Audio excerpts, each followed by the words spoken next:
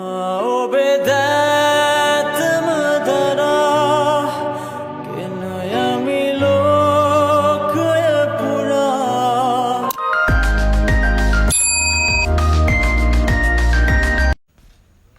සුබ දවසක් වේවා කියලා ප්‍රාර්ථනා කරන ඔයගොල්ලෝ හැමෝට. ඉතින් තව ලස්සන දවසක් තමයි මේ. ඉතින් උදේම නැගිටලා වැඩ ටික ඉවර කරලා දැන් මේ ලෑස්ති වෙන්නේ මගේ වැඩ ටික ඉවර කරන්න. ඉතින් පුංචි වෙලාවක් අපේ දඟයාගේ දඟ වැඩ දිහත් මම බලන් හිටියා. ඉතින් බලන්නකෝ එයා කරන වැඩ. ඉතින් මම දැන් ලෑස්ති වෙන්නේ මගේ කාමරය අස් කරගන්න. ඉතින් මට තියෙන්නේ හරිම පුංචි කාමරයක්. ඉතින් හොඳටම හැඩි වෙලා තියෙන්නේ. ඉතින් මම දැන් හදන්නේ ඒක අස් කරගන්න. ඔන්න බලන්නකෝ දැන් ඒකත් හරියට අස් කරගත්තා. තමන්ට ඕන විදිහට කාමරය අස් කරගත්තම දැනෙන්නේ හිතට මාන සහනයක්. ඉතින් මම දැන් මේ යන්න හදන්නේ තේ එකක් හදන්න. අපේ ගෙදර රබර් කිරි එකතු කරනවානේ.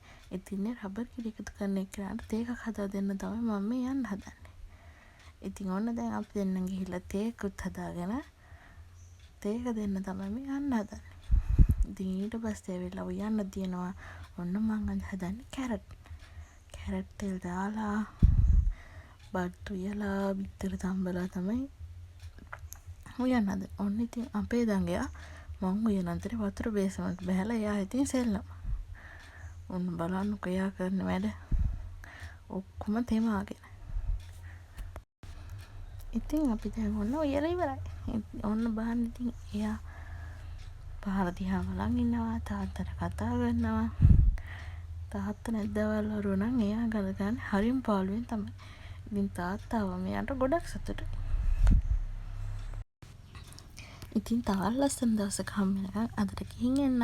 හැමෝම සතුටින් පරිස්සමින් ඉන්න. බයි.